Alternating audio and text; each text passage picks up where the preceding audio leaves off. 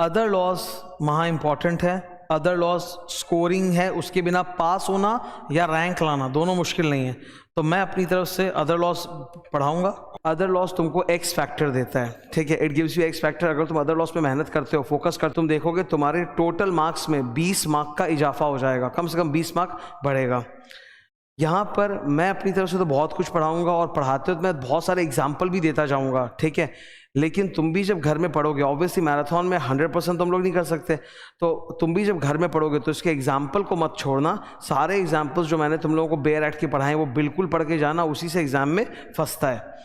Memorise, यहाँ पर section number याद करने की ज़रूरत बिल्कुल नहीं है। अदर लॉज में सेक्शन नंबर याद कर भी नहीं पाओगे, इससे बढ़िया लैंग्वेज को याद करो और ट्राई करना कि जब एग्जाम में आंसर लिखो तो बढ़िया क्वालिटी और बढ़िया लैंग्वेज का आंसर लिखो ताकि ज़्यादा मार्क्स मिले।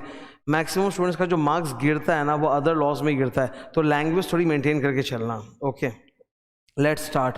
एज वी नो हमारे यहाँ अदर लॉज में 4 चैप्टर है ना, 4 चैप्टर है, contract act, negotiable, interpretation and general clauses. Now I will start the last chapter in other laws which is general clauses act.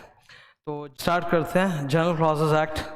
अच्छा, जनरल क्लॉजेज एक्ट 1897 में क्या है कि मुझे ज़्यादा टाइम नहीं मिला कि मैं नोट्स बना सकूं, तो ये एक्चुअली मैं इसको शॉर्ट ही नहीं कर पाया, पूरा लंबा है। ये जनरल क्लॉजेज जो तुम देख रहे हो पूरा 20 पेज का है, इसमें सारे ही सेक्शन से कुछ भी ओमिट नहीं हुआ, पूरा का पूरा ही है। तो तुम्हारे लिए तो इन अ सेंस ये अच्छी बात है कि मैं पूरा ही रिवाइज करा दूंगा, तो तुम्हारे लिए पढ़ने का लोड एकदम कम हो जाएगा, पर बस वही है कि टाइम ज़्यादा लगेगा बिकॉज पूरा ही पढ़ाना पड़ेगा ऑलमोस्ट। ओके, तो मैं स्टार्ट कर रहा हूँ डिस्कशन, प्लीज़ ध्यान से सुनना। This is the last chapter other laws, but yes it is very tough.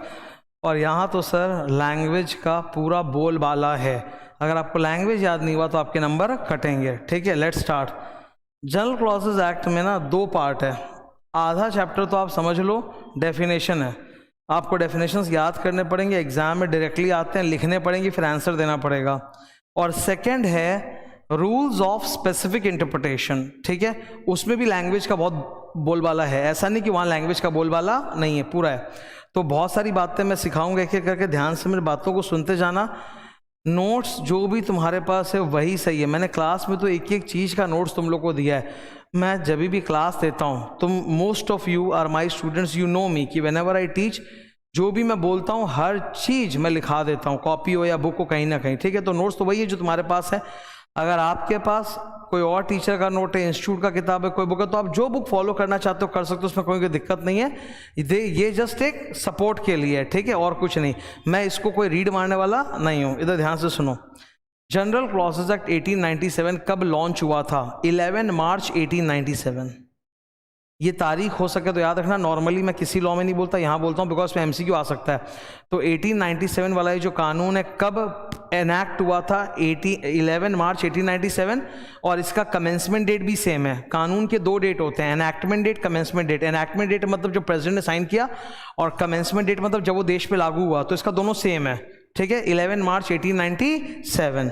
अब ये देखो, इंडिया की थोड़ी सी हिस्ट्री तुमको पता होनी चाहिए। 3 भाग में इंडिया डिवाइडेड है। हमारी आज़ादी का दिन था 15 अगस्त 1947, तो उसके जस्ट पहले 14 अगस्त 1947 तक 1793 जब गोरों ने पहली बार एस्टैब्लिश किया, तब से लेके 14 अगस्त 1947 तक हम लोगों को बोला जाता था ब्रिटिश इंडिया।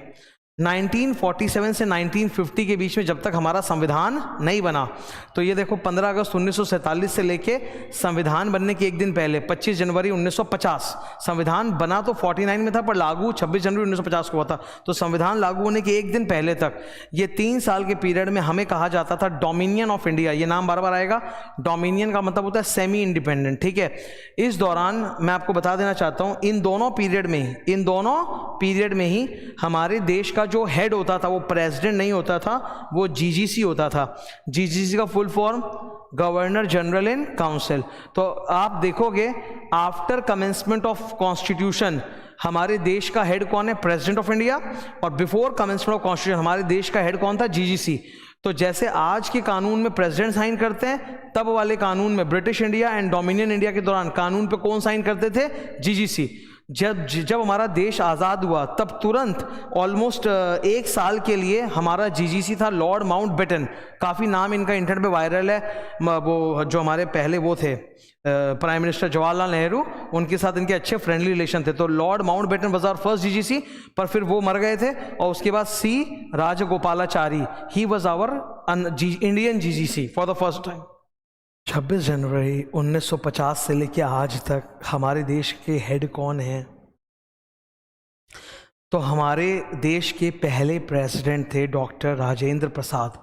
याद रखना वो 1950 से स्टार्ट हुए थे। पहले 3 साल 1947 से 1950 बस सी राजगोपालाचारी और जीजीसी। ओके, ये काम आएगा अभी अंदर पढ़ाते वक्त। अब हम लोग डेफिनेशन स्टार्ट कर रहे हैं। ऐसे तो सर डेफिनेशंस सेक्शन नंबर 2 में होते हैं, पर कोई कोई कानून ऐसे होते हैं जिनमें डेफिनेशन सेक्शन नंबर 3 में होते हैं। तो जनरल क्लॉजेस के अंदर डेफिनेशंस कहाँ दिए हुए हैं? सेक्शन नंबर 3 में। और भी कानून है जैसे आईबीसी है ना, इंसॉल्वेंसी बैंक्रप्सी कोड, उसमें सेक्शन 3 में डेफिनेशंस होता है। नाउ जनरल क्लॉजेस एक्ट कानून का मकसद क्या है? The purpose of this law is twofold. Number 1, बहुत सारे कॉमन वर्ड्स हैं जो सारे लॉज में यूज़ होते हैं, तो उनको बार बार अलग अलग लॉ में डिफाइन करने के बदले यहीं पर लाके डिफाइन कर दो। तो इसके अंदर जो 6-7 पन्ने के डेफिनेशंस हैं, वो जो वर्ड्स हैं वो ऑलमोस्ट हर लॉ में है। तो अगर यहाँ डिफाइन नहीं करते तो उनको हर लॉ में अलग अलग बार बार डिफाइन करना पड़ता, रेपिटेशन बढ़ जाता, फ़ायदा नहीं, इसलिए उसको यहीं पर लाके डिफाइन कर दिया। इनको हम लोग बोलते हैं जनरल क्लॉजेस, मतलब वो शब्द जो ऑलमोस्ट हर कानून में उनका डेफिनेशन एक ही साथ यहाँ पर लाके डाल दिया, यही मतलब है। दूसरा पर्पस क्या है? To provide some specific rules of interpretation, जो बाद में अभी पता चलेगा तुम लोग को। ओके, स्टार्ट करते हैं एक करके डेफिनेशन। सबसे पहला डेफिनेशन, सारे डेफिनेशन का सेक्शन नंबर 3,3 ब्रैकेट में समथिंग है। ऑब्वियसली ये संभव ही नहीं है कि तुम सेक्शन नंबर याद करो, तो तुम बात पे याद करो, डेफिनेशन को याद करो मेरे संग संग ही, तो बेस्ट रहेगा। सबसे पहला डेफिनेशन कौन सा मेरे सामने? एक्ट। एक्ट मतलब कानून वाला एक्ट नहीं है। कानून को तो ये लोग एनैक्टमेंट या स्टैट्यूट बोलते हैं। एक्ट का मतलब है कृत्य, कर्म। तो एक्ट का मतलब यहाँ पे बेसिकली मतलब है क्राइम। यहाँ क्या मतलब है बेसिकली? क्राइम। तो इन्होंने बोला एक्ट मीन्स, अब एक्ट मतलब क्राइम, तो इसमें 4 चीजें आएंगी। Offence, civil wrong. Civil wrong को ना टॉट भी बोला जाता है, TORT, टॉट। सिविल रॉन्ग मतलब होता है कोई आप ऐसा गलत काम कर रहे हो जो कानून में शायद गुनाह हो भी सकता है, नहीं भी, पर समाज में तो वो गुनाह माना ही जाएगा, उसको बोलते हैं सिविल रॉन्ग। जैसे किसी को पिटाई कर देना, ठीक है, किसी को थप्पड़ मार देना। ऐसे तो किसी को भी थप्पड़ मारना वो इंडियन पिनल कोड में क्राइम हो जाएगा, परंतु अगर बोलते हैं कोई भी ऐसी हरकत जो भले ही कानून में क्राइम नहीं है पर वो समाज की दृष्टि में तो गलत ही है, तो वो सिविल रॉन्ग कहलाता है। तो number 1 offence, number 2 civil wrong, number 3 series of act. अब जरूरी थोड़ा ना कि आपने एक ही क्राइम किया, आपने एक पूरा बंच ऑफ क्राइम कर डाला। एंड नंबर 4 कई बार कोई जरूरी चीज का नहीं करना भी तो क्राइम होता है। आप टैक्स पेमेंट नहीं कर रहे, तो टैक्स पेमेंट नहीं करना ही अपने आप में क्राइम है, उसको हम लोग बोलते हैं ओमिशन, ठीक है, इलीगल ओमिशन। सो अब सुन लो, act refers to offence, civil wrong, series of acts and illegal omissions. हो गया, 4 कीवर्ड को पकड़ के संजो के एक लाइन में ज्वाइन करके बोल दो, हो गया definition. So act refers to omission, sorry offence, civil wrong, series of acts and illegal omission. अब इसका सस्ता सा एक एग्जांपल है, देख लो। ए ने बी को मार डाला, कैसे? नंबर 1 उसको खाना नहीं दिया, खाने के लिए बंद कर दिया, कमरे में खाना नहीं दिया, तो वो क्या है? ओमिशन। और उसकी कुटाई कर दी, तो एक्ट डायरेक्टली कुछ कर दिया। तो murder was caused by both act and omission, तो इसीलिए लोग बोले कि ओमिशन से भी क्राइम हो सकता है। नंबर 2 सेकेंड डेफिनेशन क्या है? एफिडेविट। 3 शब्द हैं जिनका सेम डेफिनेशन है, एफिडेविट, ओथ, स्वेयर। एफिडेविट का मतलब होता है राइटिंग में कसम। राइटिंग में कसम खाना, जैसे मैं किसी फॉर्म में साइन कर रहा हूं, I sincerely and solemnly swear as under, तो राइटिंग में कसम खाना उसको बोलते हैं एफिडेविट। बोल कर कसम खाना उसको बोलते हैं ओथ। जैसे जज के सामने फिल्मों में दिखाता है ना, गीता पे हाथ रख के कसम खाओ, उसको बोलते हैं ओथ। स्वेयर का भी वही मतलब है, ठीक है। अब इन तीनों का जो डेफिनेशन है जब तुम पढ़ोगे तो थोड़ी सी दिक्कत होगी। डेफिनेशन में 4 बातें हैं। पहला एफर्मेशन, दूसरा डिक्लेरेशन, तीसरा by persons allowed by law to affirm और डिक्लेयर, चौथा, इंस्टेड ऑफ स्वेयरिंग। तो इसका क्या मतलब है, सुनो पहले। एफर्मेशन डिक्लेरेशन मतलब होता है कोई बयान देना, कोई बात बोलना, ओके। हर इंसान की एफिडेविट नहीं चलेगी। जैसे फॉर एग्जांपल अगर आप एक क्रिमिनल हो और आप जेल में सज़ा काट रहे हो, तो बहुत सारे केसेस में ऐसा होता है कि जिनके खिलाफ फ्रॉड का मुकदमा हुआ है, जो फ्रॉड में दोषी पाए गए हैं, वो किसी और के लिए गवाही या ओथ या कसम नहीं खा सकते, उनकी बात मानी नहीं जाएगी। एक क्राइम होता है हिंदुस्तान में जिसको हम लोग बोलते हैं परजुरी। अगर कोई विटनेस है जो जज के सामने जाके झूठी गवाही दे रहा है, तो हम लोग बोलते हैं उसने परजुरी का क्राइम किया है, और फिर भविष्य में क्या होता है, उसकी बोली भी कोई भी एफिडेविट ओथ पे विश्वास नहीं किया जाएगा। तो तुम लोगों ने, हम लोगों ने तो ऐसा कोई क्राइम नहीं किया है, तो हमारी बात को तो विश्वास किया जाएगा। तो we are known as persons allowed by law to affirm और डिक्लेयर। हम अलाउड है, वो परजुरी वाले लोग अलाउड नहीं है। चौथा, स्वेरिंग। अब देखो ये क्या लिखा है, अजीब सी बात, इंस्टेड ऑफ स्वेरिंग। स्वेरिंग के डेफिनेशन तक में लिखा हुआ है इंस्टेड ऑफ स्वेरिंग। ये क्या बात हुई, स्वेरिंग मतलब नॉट स्वेरिंग, तो ये कैसे होता है, मैं समझा रहा हूं। हम लोग आम आदमी लोग, एक तो पहली बात है स्वेरिंग का आज के दिन इंग्लिश मीनिंग बदल गया है, इंडियन इंग्लिश अलग है। नॉर्मल अमेरिकन इंग्लिश या ब्रिटिश इंग्लिश में स्वेरिंग का मतलब होता है गाली देना, लेकिन इंडिया में आज भी स्वेरिंग का मतलब होता है कसम खाना। स्वेयर करना मतलब कसम खाना, ठीक है। I sincerely and solemnly swear as under. तो हम तो दिन रात सबके सामने कसमें खाते रहते हैं, दोस्तों के सामने कसम खाते हैं, ठीक है, अपनी वाइफ के सामने या जो भी तुम्हारा फ्रेंडनी है उसके सामने कसम खाते हैं। तो हम लोग तो सुबह शाम कसम ही खाते रहते हैं। क्या वो कसम एफिडेविट माना जाएगा, क्या वो कसम ओथ माना जाएगा, क्या वो कसम अदालत में लीगली इन्फोर्सेबल है? नहीं। लेकिन जज के सामने या मैजिस्ट्रेट के सामने जो कसम आप खाते हो वो लीगली इन्फोर्सेबल है। तो ये लोग वही बोलना चाहते हैं कि एफिडेविट, ओथ या स्वेरिंग वो वाला वैलिड है जो जज या मैजिस्ट्रेट के सामने लेते हो, और जो निजी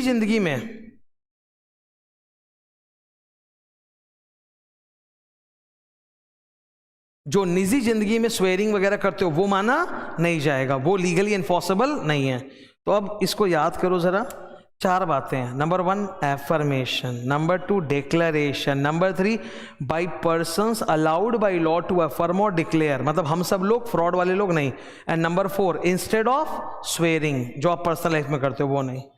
तो 3 शब्द है, एफिडेविट, ओथ, स्वेरिंग, तीनों का ऑलमोस्ट सेम डेफिनेशन है। स्वेयर के डेफिनेशन में कुछ एक्स्ट्रा वर्ड्स है, जैसे swear along with its grammatical variations and cognate expressions, ये एक्स्ट्रा ऐड किया हुआ है, ठीक है। मैं दिखा देता हूं,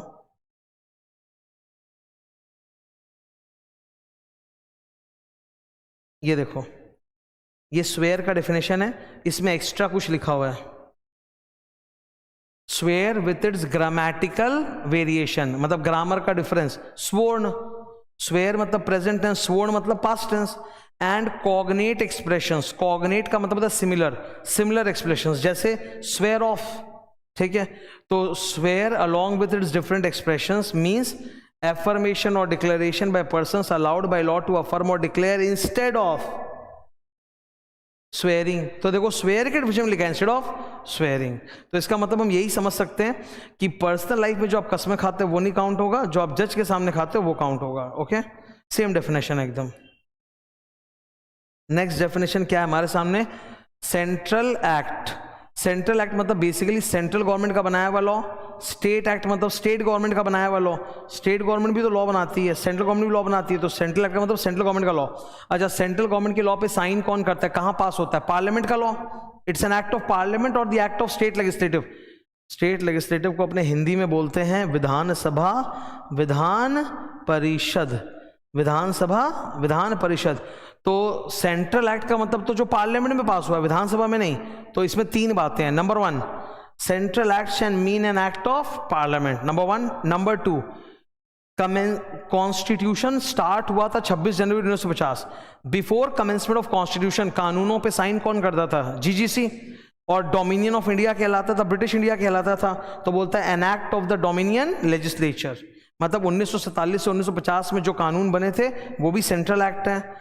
एंड वो कानून जो 1950 के पहले बने थे जिसपे जीजीसी ने साइन किया था, चाहे राजा गोपालाचारी हो, चाहे लॉर्ड माउंटबेटन हो, या उसके पहले वाले हो, इन तीनों कानून को हम क्या बोलते हैं? Central act. The act of the parliament in modern times, number 2 the act of the dominion legislature during those 3 years, and all those acts which were earlier signed by GGC. ये खुद जो कानून मैं पढ़ा रहा हूं ये 1897 का है। तो ये क्या है, अभी पार्लियामेंट में अभी ताजा बना है क्या? ये तो 1897 का गोरों का बनाया हुआ है, जीजीसी ने साइन किया होगा, तो ये भी तो सेंट्रल एक्ट ही है जो मैं पढ़ा रहा हूँ, ठीक है। सेंट्रल गवर्नमेंट, बाप रे, इसका डेफिनेशन ना बड़ा कॉम्प्लिकेटेड है, उसके लिए मैंने एक सिंपल नोट बनाया था और वही मैं दिखा रहा हूँ, लेकिन उसको पढ़ाने के पहले कुछ रेफरेंस समझ लो। हिंदुस्तान को इन्होंने 4 प्रकार में डिवाइड कर रखा था गोरों ने, part A state, part B, part C, part D. राजे महाराजे वाले जो स्टेट्स थे ना, उनको पार्ट बी स्टेट्स बोलते हैं, ठीक है। पार्ट बी स्टेट मतलब जिसमें बेसिकली ना जो राजे महाराजे के कंट्रोल में ही था और वो लोग बहुत सारा टैक्स का पैसा ब्रिटिश गवर्नमेंट को देते थे, तो ब्रिटिश गवर्नमेंट ने उनको अलाउ कर दिया कि ठीक है, आप हमारे बिहाफ में वहां पे राजा बन के कंटिन्यू करो, आपको हम लोग कहेंगे राज प्रमुख, ठीक है। इसका फेमस एग्जाम्पल्स है हैदराबाद, तुमने सुना होगा हैदराबाद का निज़ाम, हैदराबाद का निज़ाम। जम्मू कश्मीर में भी राजे महाराजे थे, मध्य भारत मैसूर, पटियाला के राजा थे, ईस्ट पंजाब स्टेट्स, पेप्सू, राजस्थान, सौराष्ट्र, ट्रैवंकोर, कोचीन, ये सब वो राज्य थे जिनमें राजा ही चला रहा था, जो ओरिजिनल राजा उसी को अलाउ कर दिया था कि तुम चलाओ, हमको टैक्स का पैसा देते रहो, हम तुमको बोलेंगे राज प्रमुख, ठीक है। इनको ना प्रिंसली स्टेट्स भी बोला जाता था, क्या बोलते थे? Princely states. पार्ट ए कहलाते थे गवर्नर्स प्रोविंसेस, पार्ट सी कहलाते थे chief commissioners provinces. Part A governor provinces के अंदर कुछ स्टेट्स थे, Assam, Bihar, Bombay, Madhya Pradesh, Madras, Orissa, Punjab, Bengal. Part C states को प्रिंसली स्टेट्स बोलते थे and it was run by chief commissioners. इसके जो हेड होते थे वो संभालते कौन थे? Chief commissioner. इसमें कौन था? छोटे छोटे अजमेर, भोपाल, बिलासपुर, कुर्ग, दिल्ली, हिमाचल प्रदेश, कच्छ, मणिपुर, त्रिपुरा, विंध्य प्रदेश। और पार्ट डी लास्ट में था अंडमान एंड निकोबार आइलैंड, जिसके लिए एलजी अपॉइंटेड था, लेफ्टिनेंट गवर्नर, ठीक है। ये बस रेफरेंस के लिए याद नहीं करना। अब यहां पे आ जाओ, what do you mean by central government? यहाँ पे बेसिकली हम सब जानते हैं कि सरकार के 3 हिस्से होते हैं, लेजिस्लेटिव, एग्जीक्यूटिव, जुडिशरी। यहाँ पे एग्जीक्यूटिव जुडिशरी की बात नहीं हो रही, यहाँ पे बात हो रही है लेजिस्लेटिव की। तो बोलता है यहाँ सरकार का मतलब है जिन्होंने कानून बनाने की शक्ति है, उनको हम सरकार बोलते हैं। तो from the legislative view point कानून पारित करने की शक्ति किसके पास है? President of India, so he is the central government. President of India, so he is the central government. और प्रेसिडेंट के पहले क्या हुआ करता था? जीजीसी, तो he is the central government, ठीक है। तो basically central government means that person who has the power to pass the law. तो वो तो जीजीसी या प्रेसिडेंट के पास ही था। अब देखो, central government from a legislative view point means a person under whose authority the law is एनैक्टेड।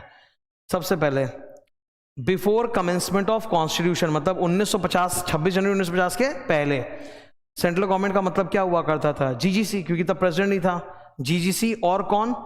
जो governor वाले प्रोविंसेस थे वहां प्रिंसिपल गवर्नमेंट, जो चीफ कमिश्नर के प्रोविंसेस थे वहां चीफ कमिश्नर।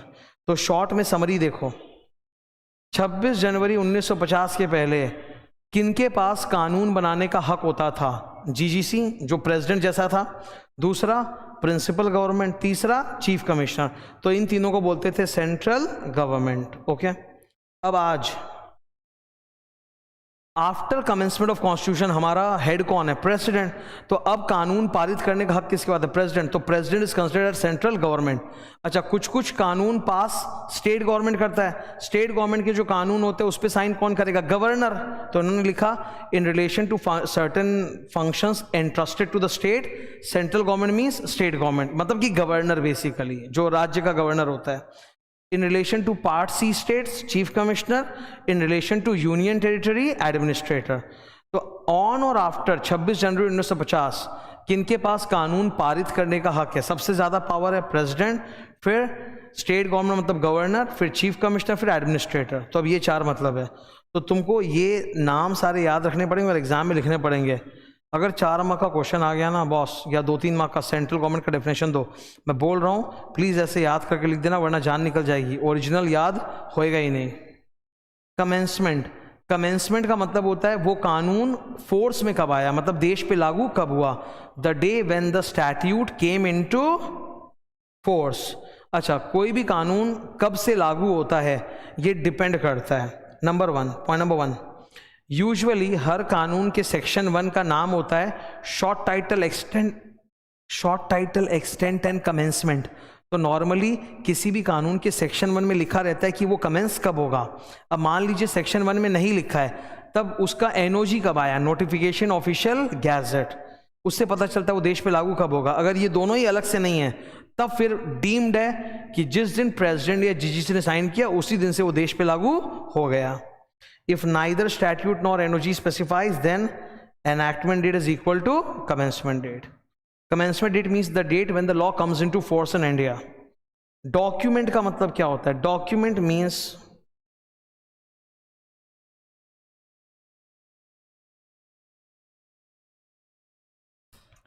डॉक्यूमेंट का पहले एक सिंपल मतलब मैं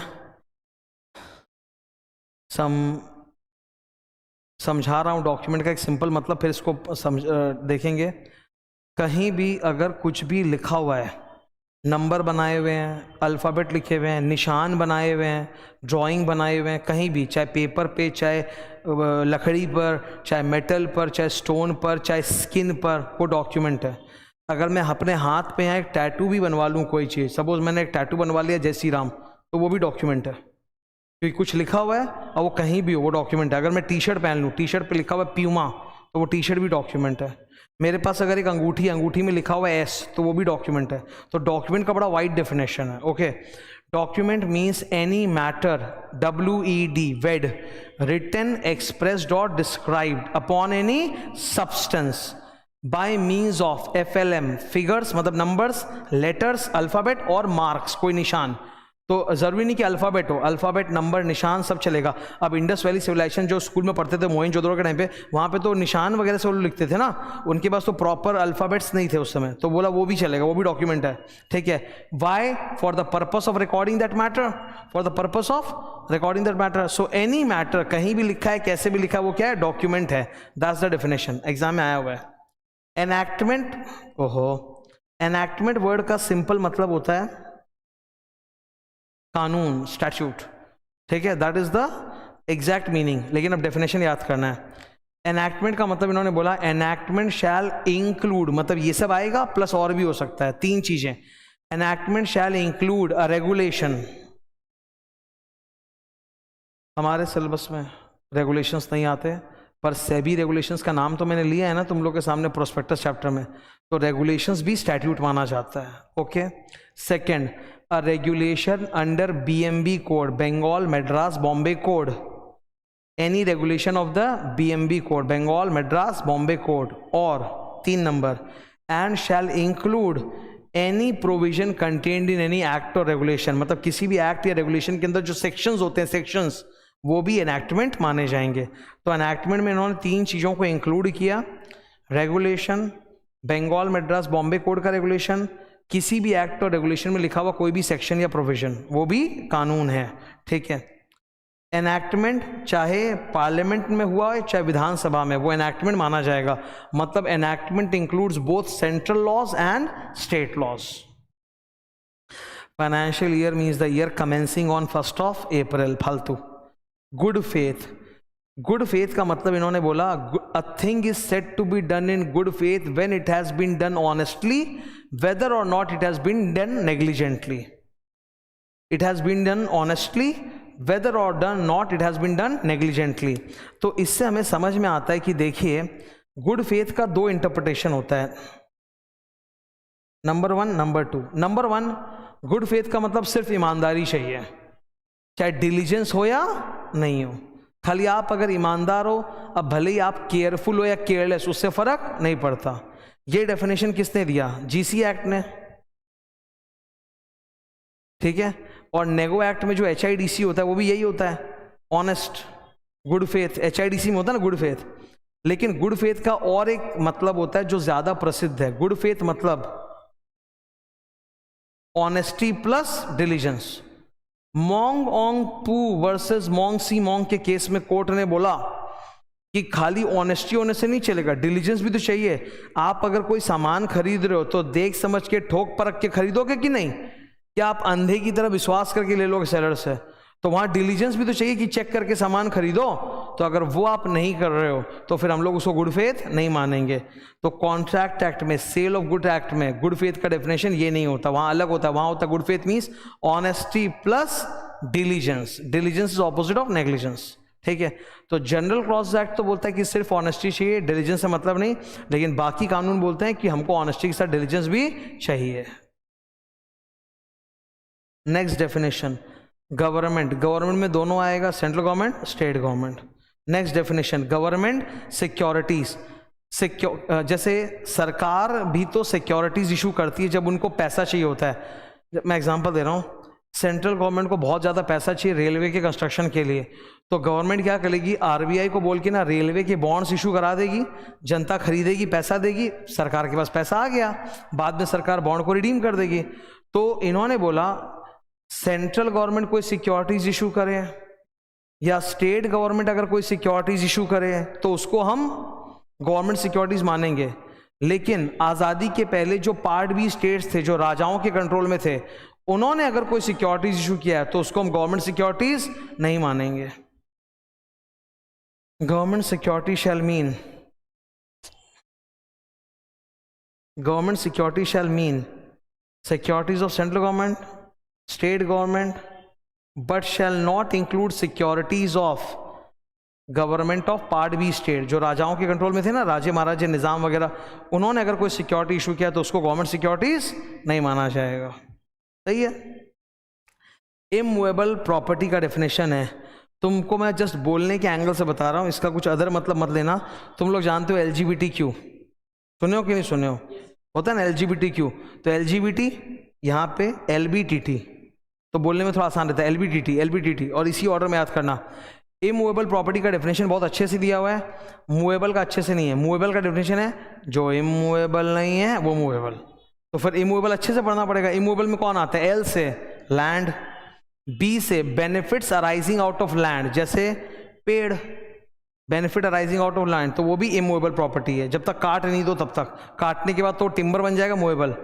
3 number, things attach to earth, things attach to earth, जैसे बिल्डिंग, बिल्डिंग अर्थ से अपने आप ग्रो करके निकलता है क्या आप उस पर बनाते हो, तो it is a thing attach to earth, तो building is things attach to earth. And number 4, things permanently fastened to the things attach to earth. क्या मतलब, अब ये बिल्डिंग अटैच टू अर्थ है, हमने इसी के ऊपर ये पोडियम बना दिया जिसपे खड़े होकर मैं पढ़ा रहा हूं, तो पोडियम भी क्या हो गया, immovable property. Furniture fitting, bathroom fitting, वो सब बिल्डिंग पे अटैच्ड है, तो वो भी क्या है, इमूवेबल। तो इमूवेबल का डेफिनेशन क्या है, land, benefits arising out of land, things attached to earth जैसे building, and things which are fastened to the things attached to earth, जैसे बिल्डिंग के अंदर जो जो परमानेंट फिटिंग्स आप करते हो वो भी इमूवेबल प्रॉपर्टी माना जाएगा। अच्छा, लकड़ी, पेड़ को अगर काट दिए और टिम्बर बना दिए तो वो मूवेबल हो जाएगा। ओके। इम्प्रिजनमेंट 2 प्रकार के होते हैं, एक होता है सिंपल इम्प्रिजनमेंट, एक होता है रिगरस इम्प्रिजनमेंट। सिंपल इम्प्रिजनमेंट में सिर्फ आपको जेल में कैद किया जाएगा, रिगरस इम्प्रिजनमेंट में आपको जेल में रख के आपसे कुछ मैनुअल लेबर करवाया जाएगा। ठीक है, ये दोनों प्रकार के इम्प्रिजनमेंट इंडियन पीनल कोड में डिफाइंड है। तो इंडियन पीनल कोड जो है ना वो इससे भी पुराना है, ये 1897 का, इंडियन पीनल कोड 1860 का है, इससे भी पुराना। तो इन्होंने बोल दिया imprisonment shall mean imprisonment of either description, चाहे सिंपल हो चाहे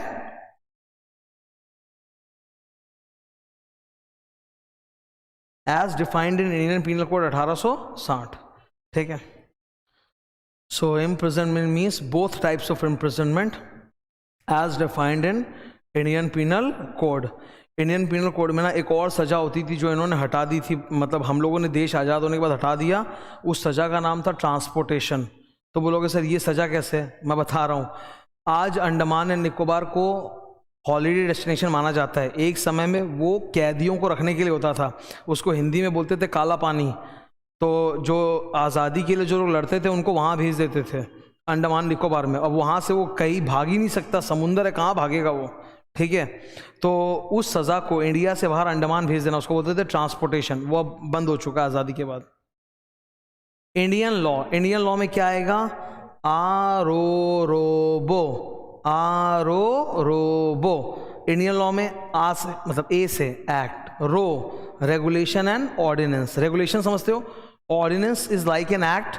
ऑर्डिनेंस क्या होता है, जब पार्लियामेंट सेशन में नहीं होता और कोई अर्जेंट कानून लाना है तो कैबिनेट मिनिस्टर्स के एडवाइस पे प्रेसिडेंट सीधा साइन करके वो कानून देश पे लेके आ जाते हैं, उसको बोलते हैं ऑर्डिनेंस। अब बाद में जब पार्लियामेंट का सेशन लगता है तब उसमें अप्रूवल ले लिया जाता है, इट बिकम्स एक्ट, और अगर अप्रूवल नहीं मिला तो वो ड्रॉप हो जाता है, ठीक है। तो ordinance is like an act. रो से वापस रूल्स एंड ऑर्डर्स, बो bylaws and other instruments. तो इंडियन लॉ के अंदर क्या क्या आता है, बो, and it includes all the laws which were in force before commencement of constitution or which are in force after commencement of constitution, but does not include an act of the parliament of United Kingdom। गोरों के parliament में England में पास हुआ कोई कानून वो Indian law नहीं है। तुम जस्ट इमेजिन करो, तुम 1897 में खड़े हो, 1897 में गोरों का राज था, इंडिया में भी एक पार्लियामेंट था, इंग्लैंड में भी पार्लियामेंट था। अब उस समय तो इंडिया वाज ब्रिटिश इंडिया, तो इन्होंने बोला इंडियन लॉ मतलब जो इंडिया के पार्लियामेंट में पास हुआ है, और जो लंदन वाले पार्लियामेंट में पास हुआ है उनका वो इंडियन लॉ नहीं है। ये डेफिनेशन तुमको अगर समझना है तो you have to imagine as if you are in 1897। एक गोरों की अपनी पार्लियामेंट थी लंदन में, इंग्लैंड में, और एक इंडिया में। तो बोला इंडियन पार्लियामेंट से निकला हुआ इंडियन लॉ, इंग्लिश पार्लियामेंट से निकला हुआ वो इंडियन लॉ नहीं है। मंथ कौन सा लेंगे? एक तो तुम लोग जानते हो हिंदी में बहुत सारे मंथ होते हैं, जानते हो कि नहीं? मैं एक नाम बताता हूँ। हिंदी कैलेंडर जो होता है ना, जिसको पंचांग भी बोलते हैं, Hindi calendar is known as Saka calendar. Hindi calendar में वो होता है ना महीने, जेठ, सावन, भादो, आषाढ़, ठीक है। और अब हमारे जितने भी कानून है वो तो तुम जानते हो गोरों का बनाया हुआ है, तो वो तो हिंदी कैलेंडर के हिसाब से है नहीं। गोरों का जो कैलेंडर है, इंग्लिश कैलेंडर या ब्रिटिश कैलेंडर, उसको ग्रेगेरियन कैलेंडर बोलते हैं, जिसमें 12 महीने होते हैं, जनवरी, फरवरी, मार्च वगैरह। तो उन्होंने बोला मंथ मतलब month reckoned as per British calendar, कि ब्रिटिश कैलेंडर में जैसे महीने होते हैं उसी को अपने मंथ मानेंगे, ठीक है, क्लियर है? वैसे ही ईयर का मतलब भी वैसे ही है, year shall mean a year reckoned as per, reckoned मतलब counted as per British calendar, ठीक है। तुमको इंग्लिश में तो हमें पता है कि अभी 2023 चल रहा है, पर हिंदी कैलेंडर में 2023 नहीं चल रहा है, कुछ और चल रहा है, मुझे पता नहीं क्या चल रहा है, पर कुछ और चल रहा है। तो हमारे इंडियन लॉ में जब भी मंथ या ईयर का जिक्र होता है तो आपको हिंदू कैलेंडर वाला मंथ या ईयर लेना है कि ब्रिटिश कैलेंडर वाला? ब्रिटिश कैलेंडर वाला, वही जनवरी से लेकर दिसंबर, उसको अपने बोलते हैं calendar year. Year is also known as calendar year, January December, and financial year मतलब अप्रैल से मार्च। मूवेबल प्रॉपर्टी मतलब बोला property of every description other than immovable property is movable. तो डेटर्स मूवेबल है, शेयर्स मूवेबल है, बिजली movable है, जो इमूवेबल नहीं है सब मूवेबल। ऑफेंस का मतलब क्राइम होता है। अच्छा, ऑफेंस का इन्होंने अलग से डेफिनेशन दिया, उसका मतलब क्या है सुनो। गोरों ने उस ज़माने में बहुत सारे अलग अलग कानून बना रखे थे। उस ज़माने में एक ऐसा भी था कि अगर कहीं पे 5 लोग इकट्ठा हो जाएंगे ना, तो उसको गोरों ने बोल दिया था ये क्राइम है। क्यों? क्योंकि उनको डर लगता था कि कहीं भी 5 लोग मिल गए, जैसे गोरों ने किसी इलाके में कर्फ्यू लगा दिया और वहाँ 5 लोग भी अगर इकट्ठा हो गए तो वो लोग सोचते थे कि सेडिशन कर रहा है। सेडिशन मतलब राजद्रोह के लिए प्लानिंग कर रहा है, उनको डर लगता था, इसीलिए हर जगह असेंबली होना मना था। वो याद होगा जलियांवाला बाग वाला जो ट्रेजेडी हुआ था, वहाँ यही तो हुआ था, बैसाखी के मौके पे पंजाब के अंदर सारे आदमी, औरतें, बच्चे सब इकट्ठा हो गए थे। तो असेंबल होना एक जगह पे, उसी को गुनाह मान लिया। क्या आज ये गुनाह है? क्या आज शादी ब्याहों में जब लोग इकट्ठा होते हैं तो इंडियन पुलिस भेज के क्या गोली चलवा देती है? नहीं। तो ऑफेंस का मतलब होता है जब आपने वो काम किया वो उस समय में जो कानून चल रहे थे उसके हिसाब से वो ऑफेंस था। आज अगर हम लोग इकट्ठा हो गए तो क्या वो ऑफेंस है? नहीं, क्योंकि आज के कानून में उसको ऑफेंस नहीं माना जाएगा। Are you getting my point? ठीक है। तो इन्होंने बोला ऑफेंस मीन्स एन एक्ट और omission. Offence means an act और कुछ करना या कुछ ना करना which is punishable by law as per the law in force. कि जब आपने वो कांड किया उस समय जो कानून चल रहे हैं देश में उसके हिसाब से क्या वो पनिशेबल है? अगर है तो वो ऑफेंस, वरना वो ऑफेंस नहीं है। ठीक है, ये समझ में आ रहा है ना? तुम लोग जानते हो हमारे संविधान के अंदर बहुत सारी आइटम दिए हुए, freedom of speech and expression. हमारे संविधान में freedom of speech and expression अलग से बोलना क्यों पड़ा? बिकॉज गोरों ने हमारा स्पीच और एक्सप्रेशन छीन लिया था। उस जमाने में न्यूज़पेपर वाले अगर गोरों के खिलाफ कुछ भी छाप छूप देते तो गोरे एक्शन ले लेते, बोलते सेडिशन है, राजद्रोह है। आज तो छपता ही है, तुम लोग को मालूम ही होगा, तुमने देखा होगा कितने सारे लोग हैं जो प्राइम मिनिस्टर के खिलाफ, चीफ मिनिस्टर के खिलाफ कुछ भी बोल देते हैं, यूट्यूब पे डाल देते हैं, न्यूज़पेपर में छाप देते हैं, टीवी पे चला देते हैं, तो थोड़ा उनको बंद कर दिया जाता है, वो तो चलता ही है freedom of speech and expression. तो आप जो काम कर रहे हो अगर वो आज के कानून के हिसाब से गुनाह है तब तो वो ऑफेंस, वरना वो ऑफेंस नहीं है।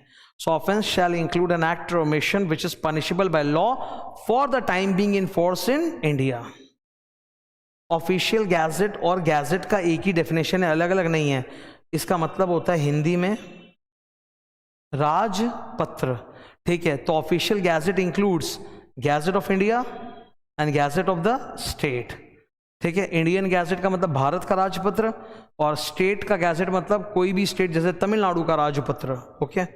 आजकल एक वेबसाइट पे छपता है egazette.nic.in।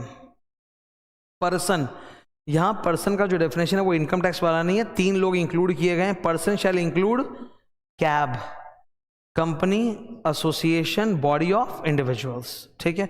इनकम टैक्स में तो हमें पता है 7 तरह के पर्सन होते हैं, यहाँ बस 3 ही को इंक्लूड किया है, बाकी और भी लोग हैं, because it's an inclusive definition.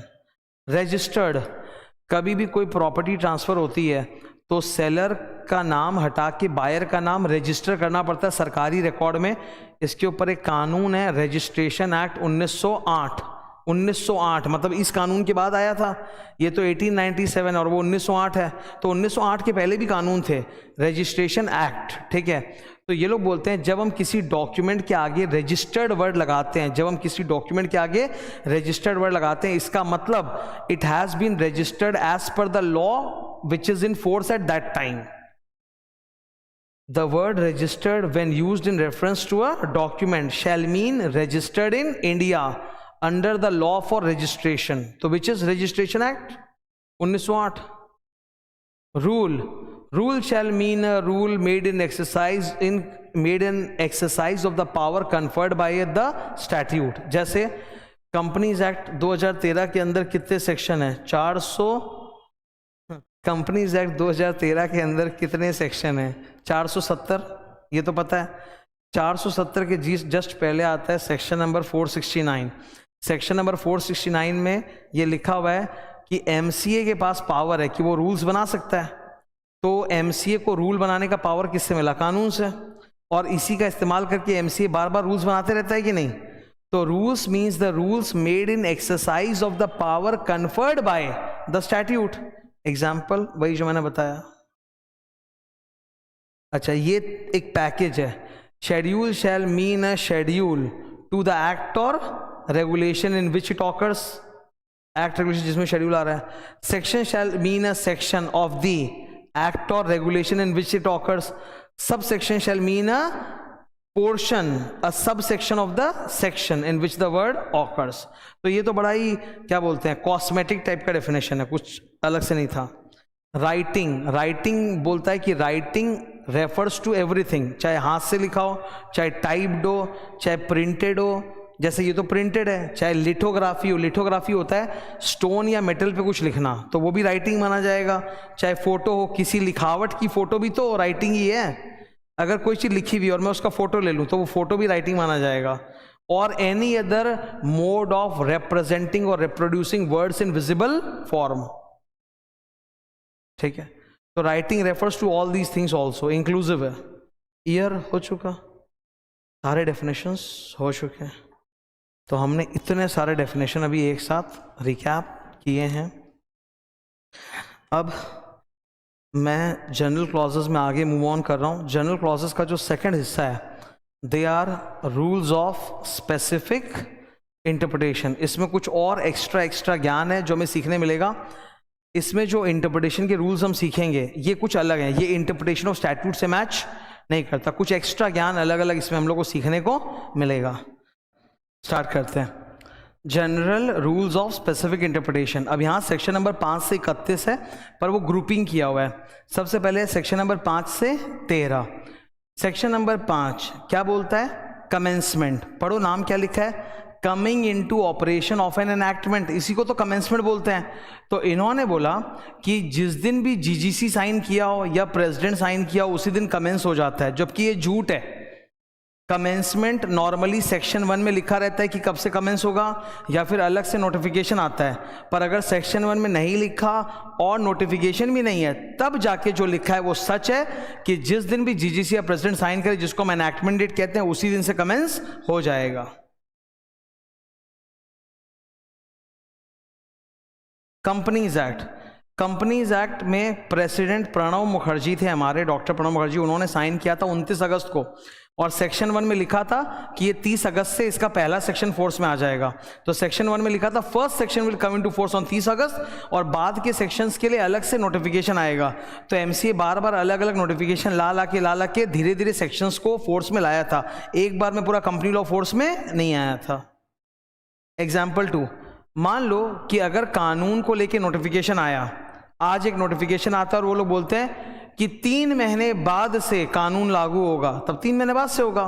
तो नोटिफिकेशन की डेट से मतलब नहीं है, नोटिफिकेशन में लिखा होगा कि कानून कब से लागू होगा, उस डेट से लागू होगा, ठीक है। एक रेगुलेशन है सेबी एलओडीआर रेगुलेशन, सिलेबस में नहीं है तुम लोगों के, सेबी एलओडीआर रेगुलेशन 3 महीने पहले आ गया था, और उसमें लिखा था सितंबर महीने में आया, और लिखा था कि ये लागू होगा दिसंबर से। तो कब से लागू होगा? दिसंबर से। सेक्शन नंबर 6, ठीक है। कुछ कुछ सेक्शंस ऐसे हैं जिनकी भाषा ज़्यादा कड़ी है, तो मैंने अपने कॉपी नोट का कुछ पोर्शन है जो डाल रखा है, रफ वर्क है, उसी से मैं सिंपल में करा दूंगा एग्जाम्पल के साथ, ठीक है। सेक्शन नंबर 6 क्या है? Effect of repeal. Effect of repeal, अब समझो कहानी क्या है। कंपनीज एक्ट 2013 आया और वो पुराने कंपनी लॉ 1956 को रिपील करता है, मतलब हटाता है। एक दिन ऐसा हुआ होगा 1956 में जब कंपनीज एक्ट 56 आया था और उन्होंने कंपनीज एक्ट 1913 को रिपील किया होगा। अब क्वेश्चन ये उठता है कि कंपनीज एक्ट 2013 को आके अगर 1956 वाले कानून को रिपील करेगा तो इससे पुराना वाला जो कानून है क्या वो फिर से पुनर्जीवित हो जाएगा क्या? समझ रहे हो? दैट्स अ क्वेश्चन कि अगर एक नया लॉ आके ओल्ड लॉ को रिपील करा तो वो ओल्ड लॉ जिस ओल्ड लॉ को रिपील करा था क्या वो फिर से रिवाइव हो जाएगा? नहीं, यही लिखा है। Repeal means obliteration of the old statute, जैसे कि एज इफ वो कभी था ही नहीं, हमेशा से कंपनीज एक्ट 2013 चल रहा है। Repeal can not revive the earlier law which is not in force. तो अगर आप 1956 वाले लॉ को रिपील करोगे तो 1913 वाला रिवाइव नहीं हो जाएगा। नेक्स्ट, ये बहुत इंपॉर्टेंट है, रिपील के 4 इफेक्ट होते हैं। Repeal shall not affect number 1 prior operation of the old law. कहने का मतलब है 1956 वाले लॉ में जितनी कंपनियां इनकॉर्पोरेट हो गई, क्या अब उनका इनकॉर्पोरेशन कैंसिल हो जाएगा क्या? नहीं, वो अपना चलता रहेगा। सेकंड, पुराने कंपनी लॉ में जो भी राइट्स एंड लायबिलिटीज थे क्या वो खत्म हो जाएंगे? नहीं, वो चलते रहेंगे। पुराने कंपनी लॉ में जो पनिशमेंट मिले हैं क्या वो कैंसिल हो जाएंगे? नहीं। पुराने कंपनी लॉ में जो इन्वेस्टिगेशन रेड वगैरह चल रहा है क्या वो खत्म हो जाएगा? नहीं, वो चलता रहेगा। तो हम लोग रिपील को लेके 5 बातें याद रहेंगे। Repeal shall not revive the ancient law which is not in existence. Number 2, repeal shall not affect the operation of the old law, shall not affect the rights liabilities in the old law, shall not affect the punishment imposed on the old law, shall not affect the investigation pending under the old law. Section 6A. 6A का language बहुत कड़ा है, नीचे मैंने simple भाषा में लिखा है, लेकिन समझने के लिए एग्जाम्पल लेते हैं, ठीक है। देखो एग्जाम्पल क्या है, उस तरफ से देखना, थोड़ा उल्टे साइड से देखना, ऐसे right to left. Companies act 2013, मैं तुम लोग को एक किस्सा सुनाता हूँ, उससे क्लियर होगा। पुराने वाले कंपनी लॉ जो था ना 1956 वाला कंपनी लॉ, उसमें बोला हुआ था कि कोई भी कंपनी पॉलिटिकल पार्टी को चंदा कितना दे सकती है? मैक्सिमम 5% ऑफ नेट प्रॉफिट, उससे ज़्यादा नहीं। तो जब कंपनीज एक्ट 2013 आया तो उन्होंने इसको बढ़ा के 7.5% कर दिया और बोला कोई भी कंपनी जब चंदा देगी पॉलिटिकल पार्टी को तो कितना दे सकती है? 7.5%, उससे ज़्यादा नहीं। माइंड यू, कंपनीज एक्ट 2013 जब आया था तो सरकार कांग्रेस की थी, ठीक है, तो उन्होंने पुराने वाले 5 का 7.5 कर दिया। अब देखो बीजेपी वालों ने तो फाड़ दिया। 2016 में डीमोनेटाइजेशन हुआ, नवंबर 2016 में डीमोनेटाइजेशन हुआ, 2017 में बजट आया, फाइनेंस एक्ट 2017, और उन्होंने बोला कंपनी लॉ में सेक्शन नंबर 182 में जो 7.5% की लिमिट है ना, डिलीट। मतलब अब कोई लिमिट है ही नहीं। अब एक कंपनी पॉलिटिकल पार्टीज को अनलिमिटेड डोनेशन दे सकती है, ठीक है। अब सुनो, ये जो बजट आया, बजट को हम लोग अमेंडमेंट एक्ट बोल सकते हैं, बिकॉज बजट जब आता है तो बहुत सारे कानून चेंज करता है। अब अगर आप लोग एक नया कानून बनाओ जिससे आप इस बजट को रिपील कर दो, तो क्या इसके द्वारा जिन जिन कानून में अमेंडमेंट हुआ था क्या वो चेंज हो जाएगा? नहीं, बोला जो हो चुका सो हो चुका, ठीक है। If a central statute repeals any amendment act, then the amendments brought in the other laws by that amendment act will not be reversed. वो continue चलेगा unless a contrary intention appears. That is section 6A. पढ़ो. Where a central act repeals any amendment act that brought amendments in another central act, then despite the repeal of the amendment act, the amendments brought by it will continue to apply unless a different intention appears. तो amendment act को repeal भी कर दोगे तो उसके amendments repeal नहीं होंगे unless different intention appears. Section number 7, इसका कोई परफेक्ट एग्जाम्पल अवेलेबल नहीं है। अगर एक सेंट्रल कानून आता है और पुराने मरे हुए कानून को जिंदा कर देता है, ठीक है। If a new central law comes which wholly or partially revives a repealed enactment, repealed enactment का मतलब है जो हट चुका है उसको आके जिंदा कर देता है, तब इस नए कानून को अपने प्रियम्बल में लिखना पड़ेगा कि हमारा पर्पस ही है पुराने कानून को जिंदा करना। अब इसका कोई एग्जाम्पल इसलिए नहीं है बिकॉज पुराने मरे हुए कानून को हम लोग जिंदा नहीं करते, इसके बदले हम लोग नया कानून बना लेते हैं, ठीक है। गड़े मुर्दे उखाड़ने से फायदा नहीं है, नया कानून बना लो ना। तो इसीलिए इसका कोई परफेक्ट एग्जाम्पल नहीं है। तो इन्होंने बोला अगर नया कानून कोई आ रहा है जिसका मकसद ही है पुराने कानून को पुनर्जीवित करना, तो उसको अपना ये मकसद अपने प्रियम्बल में लिखना पड़ेगा। सेक्शन नंबर 8, सेक्शन नंबर 8 बहुत ही कॉमन सेंस और सिंपल है, एग्जाम्पल की थ्रू समझ में आएगा, ठीक है। सुनो मेरी बात, तुम लोगों के इनकम टैक्स के सिलेबस में AMT है, ऑल्टरनेट मिनिमम टैक्स, जो इंसानों पे होता है।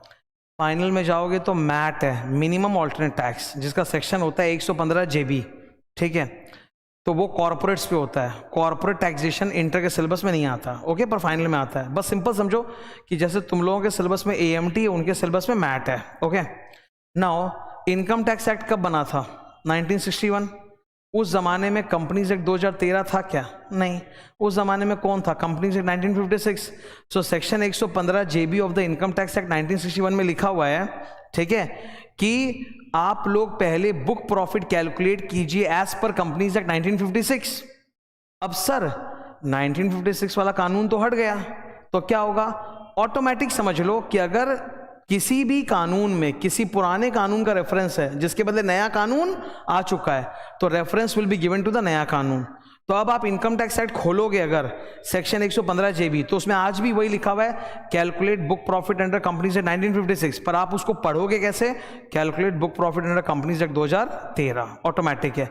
सो हम लोग इसको बोलते हैं, सुनो, पुराने लॉ को हम लोग कहते हैं रिपील्ड एनैक्टमेंट, नए लॉ को हम कहते हैं प्रोविजंस री एनैक्टेड। ये सब लीगल भाषा है, यही इसीलिए बोल रहा हूँ कि यहाँ भाषा में कमांड चाहिए और याद करना जरूरी है, वरना चल नहीं पाओगे।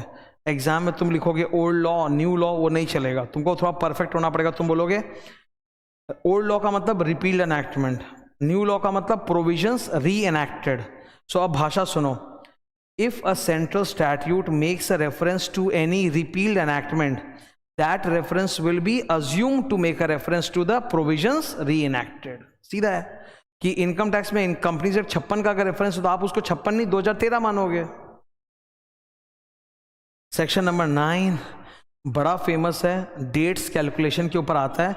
वो लोग सेक्शन 9 को क्या करते हैं, डिविडेंड चैप्टर के साथ मिक्स करके एग्जाम में पूछते हैं। डिविडेंड चैप्टर कल जब मैंने रिवाइज कराया था तो मैंने बोला था ना कि एजीएम में एक बार डिविडेंड डिक्लेयर हो जाए तो 30 दिन के अंदर पे करना पड़ता है, और 30 दिन में पे नहीं हुआ तो 7 दिन के अंदर जो पैसा उल्टा आता है वो उड़ा में डालना पड़ता है। इसी को वो लोग यूज़ करके क्वेश्चन बना देते हैं। इन्होंने बोला कि कभी भी किसी कानून में अगर आपको डेज काउंट करना है यहाँ से यहाँ तक, तो exclude the first day in the series, include the last day in the series. तो तुम लोग याद होगा जब मैं कल नहीं आज, हाँ आज जब मैं तुम लोग को नेगोशिएबल इंस्ट्रूमेंट की मैच्योरिटी निकालना सिखा रहा था तो मैंने बोला भी था कि जब आपको नेगोशिएबल इंस्ट्रूमेंट मैच्योरिटी निकालना होता है तो जो पहला दिन होता है वो हमेशा छोड़ो और जो लास्ट आएगा वो ले लो। तो ये ज्ञान कहाँ लिखा हुआ है? GC act. इसका मैंने सिंपल भाषा में लिखा है, देख लो जरा। While calculating the number of days from this to this, exclude the first day in the series, include the last day in the series. Example इसका डिविडेंड के साथ आता है, हमेशा मिक्स करके क्वेश्चन आता है। जैसे एजीएम जब हुआ उस दिन को छोड़ो, उसके बाद 30 दिन गिनो, तो जो 30वां दिन है वो आंसर।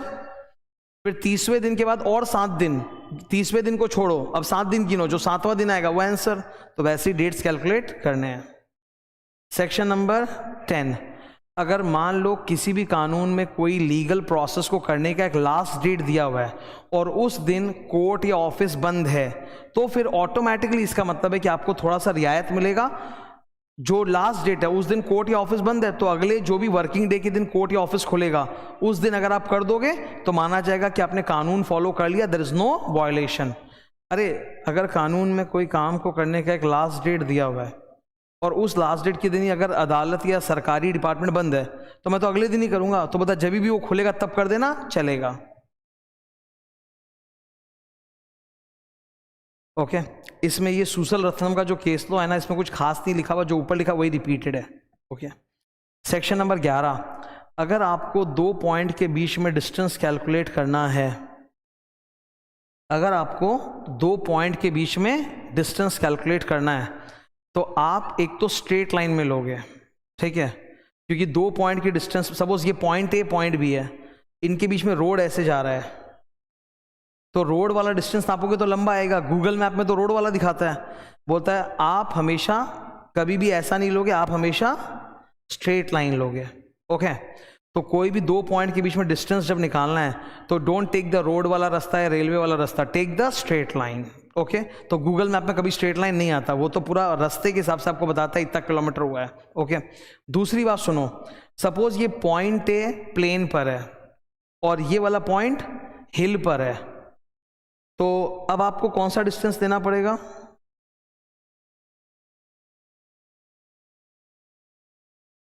ये तो सर राइट एंगल ट्राइंगल बन गया। राइट एंगल ट्राइंगल में मालूम है ना, बेस परपेंडिकुलर हाइपोटेन्यूस, तो आप ये नहीं लोगे, आप ये लोगे। अज्यूमिंग कि वो पॉइंट भी धरती पर ही है, प्लेन पर, तो कितना डिस्टेंस है, तो इसको अपने बोलते हैं straight line on a horizontal plane. जैसे फॉर एग्जांपल तिरुपति बालाजी मालूम है, मंदिर है, बहुत बड़ा मंदिर है, आंध्र प्रदेश में आता है और हिल में लोकेटेड है। तो अगर मेरे को चेन्नई से तिरुपति बालाजी जाना है तो आप हाइपोटेन्यूस का स्ट्रेट लाइन मत लो, आप बेस लो, ठीक है। Straight line on a horizontal plane, assuming कि तिरुपति बालाजी भी प्लेन पे, हिल पे नहीं है।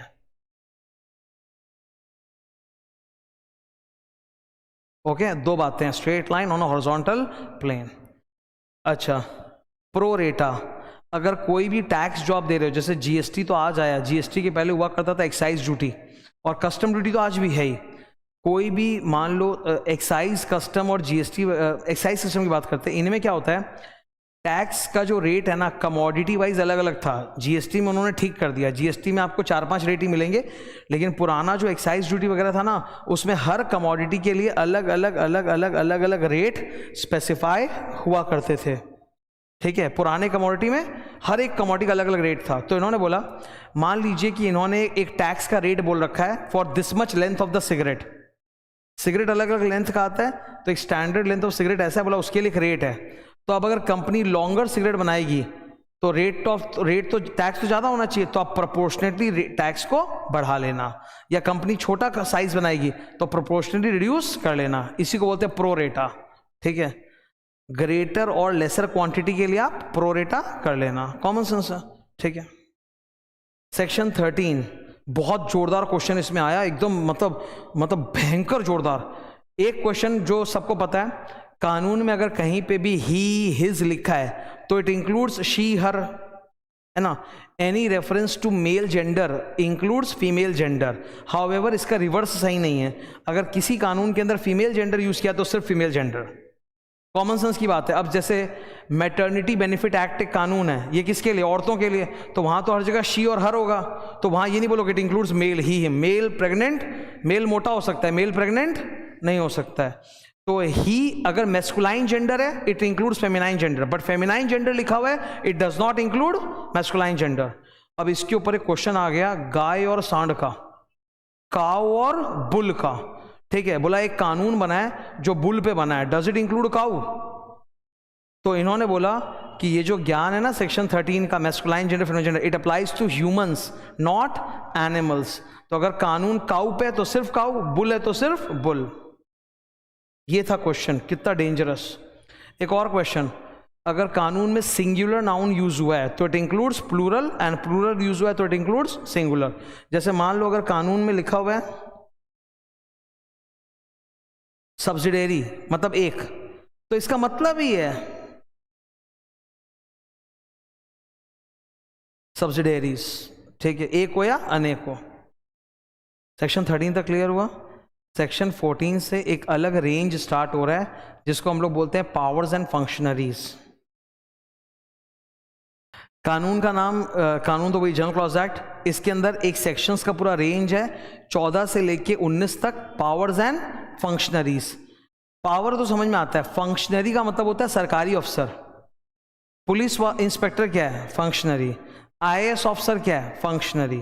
तो फंक्शनरी का मतलब होता है गवर्नमेंट ऑफिसर या गवर्नमेंट डिपार्टमेंट। ओके, अब ये देखो पहला कानून सेक्शन नंबर 14, अगर किसी भी अथॉरिटी को रूल्स बनाने का पावर है, किसी भी अथॉरिटी को अगर रूल्स बनाने का कोई पावर मिला है तो ये पावर वन टाइम नहीं है, ये बार बार वो एक्सरसाइज कर सकता है।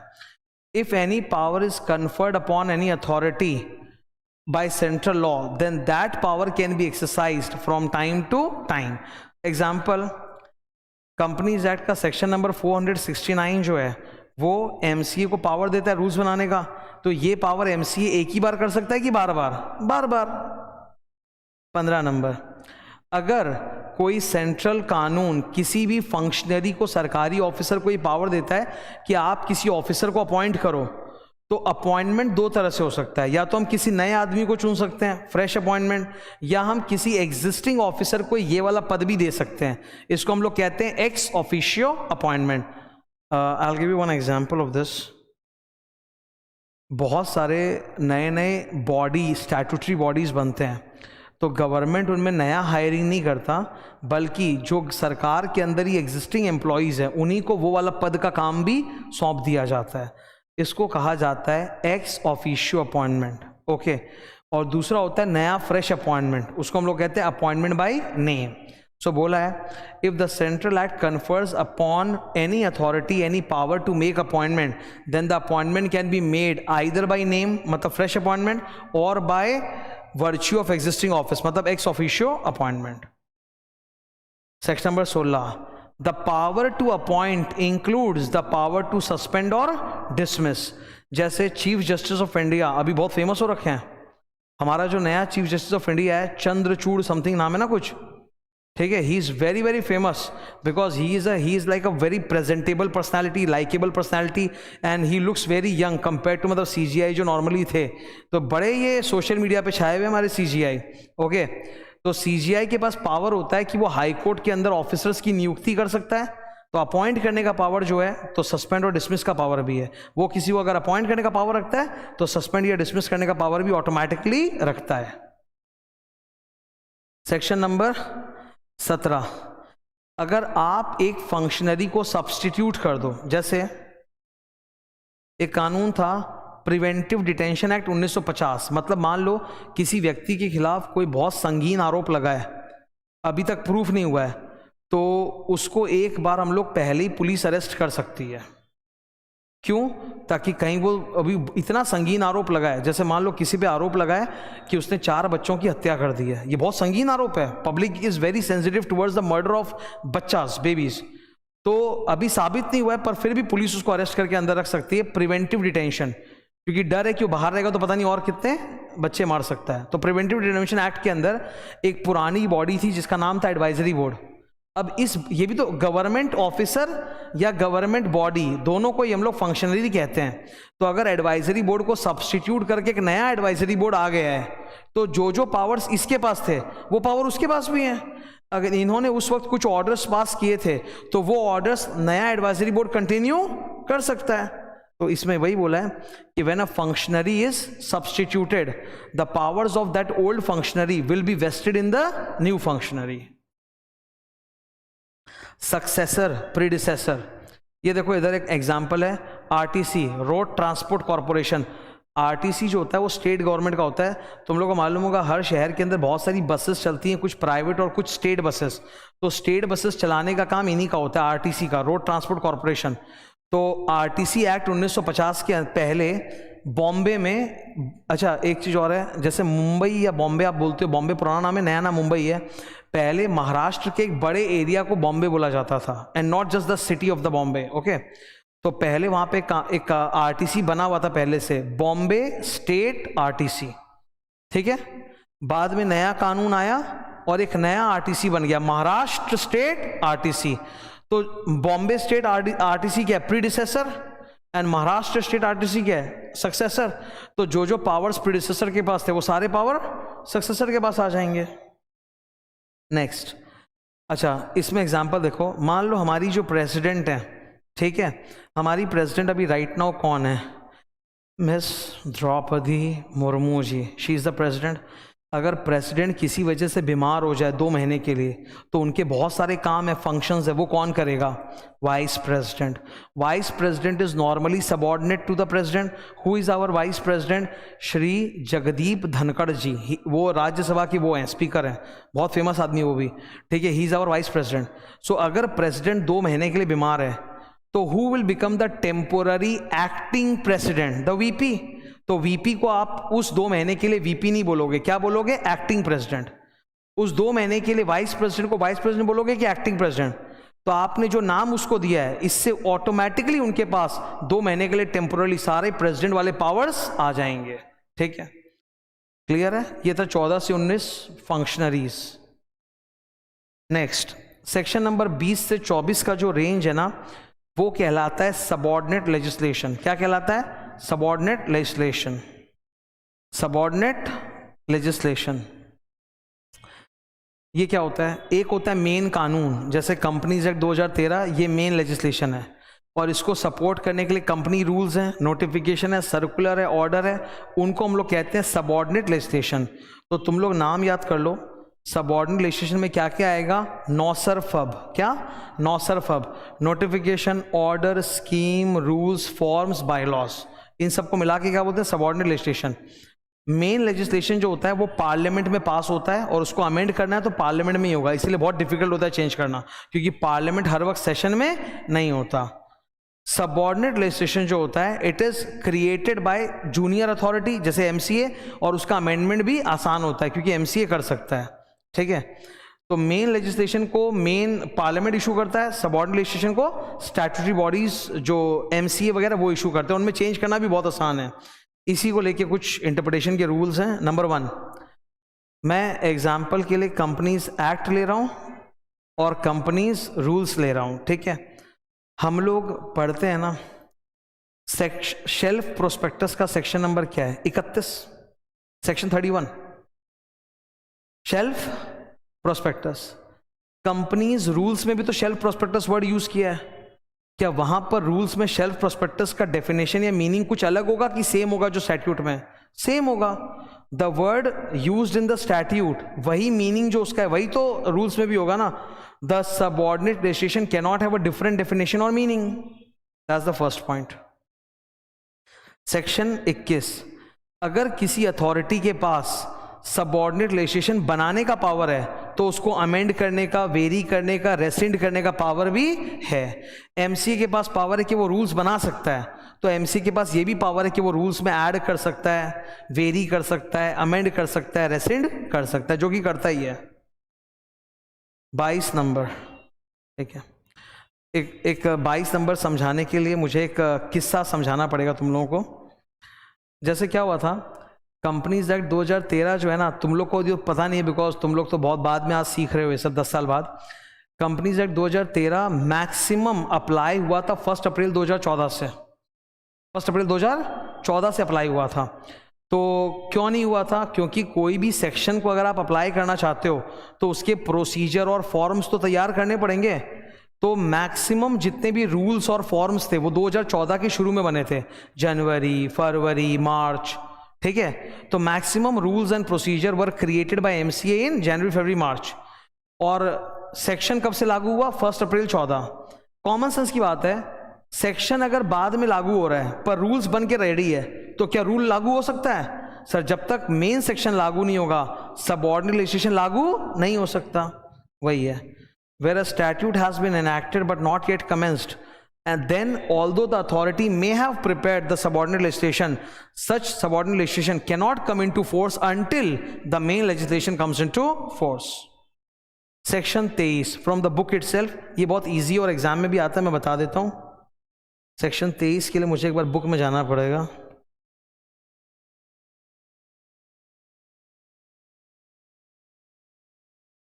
इजी है, 5 स्टेप से एकदम इजी है। ये देखो, सेक्शन 23 का जो नाम है ना, वो नाम बहुत खतरनाक है। नाम से स्टूडेंट गेस नहीं कर पाएगा, वरना कॉन्सेप्ट इजी है। मैं एग्जांपल दे रहा हूँ, सुनो। मान लो, एक बार जस्ट सुनना, इंपॉर्टेंट है। एमसीए को आज अगर कोई रूल्स लेके आने हैं, ठीक है, तो इसका तरीका क्या होगा? सबसे पहले एमसीए रूल्स का ड्राफ्ट बनाएगा, उस ड्राफ्ट रूल्स को सर्कुलेट करेगा, लोगों को बोलेगा आप अपना फीडबैक दो, जो फीडबैक उसको सही लगेगा वो चेंज करेगा। इन रूल्स पे फीडबैक अलग अलग सरकारी डिपार्टमेंट से भी लेंगे, उनका जो फीडबैक उसका से फिर चेंज किया जाएगा, फिर ये रूल्स फाइनली नोटिफिकेशन लाके लागू किया जाएगा। तो बोलना ये है कि कोई भी सबऑर्डिनेट लेजिस्लेशन जो आता है, पहले उसका ड्राफ्ट बनता है, सर्कुलेट होता है, फीडबैक आता है, चेंज होता है, फिर वो लागू होता है। इस बात को इन्होंने इस तरह से लिखा है कि आफ्टर प्रीवियस पब्लिकेशन, क्या लिखा है?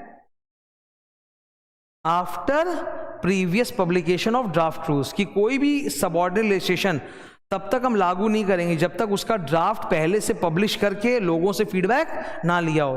तो इसके 5 स्टेप्स होते हैं। स्टेप नंबर 1, सबसे पहले तो वो लोग ड्राफ्ट रूल्स वगैरह को पब्लिश करेंगे।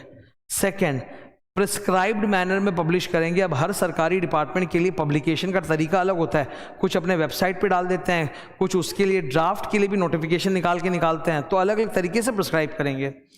फिर उसमें पब्लिक ड्राफ्ट में लिख के देंगे कि this is the last date for your feedback, कि इतने दिन में आप कर देना फीडबैक, इसके बाद नहीं। चौथा, जो भी सजेशन ऑब्जेक्शन उसको लोगों से या अलग अलग सरकारी डिपार्टमेंट से मिला है, उसको वो जो सही है कंसिडर करेगा।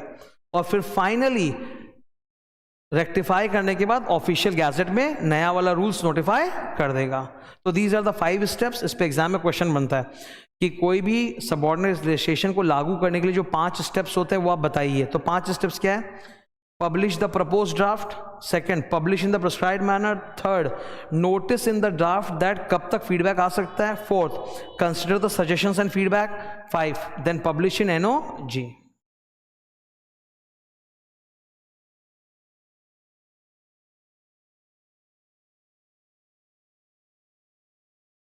सेक्शन 23, सेक्शन 24 सिंपल है, इधर सुन लो।